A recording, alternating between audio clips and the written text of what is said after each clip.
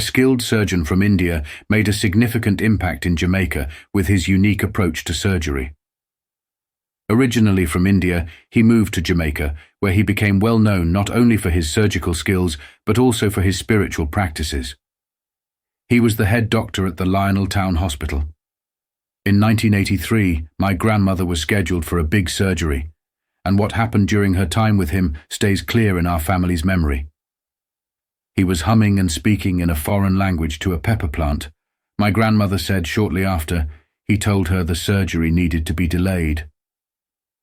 The spirit said no surgery today, he calmly explained. Although surprised, my grandmother trusted his decision.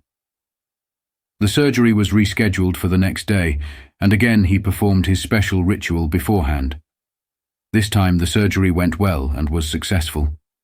Many other patients also shared stories of him consulting with a pepper tree before their surgeries. Depending on what the spirit of the pepper tree told him, surgeries were either done or postponed,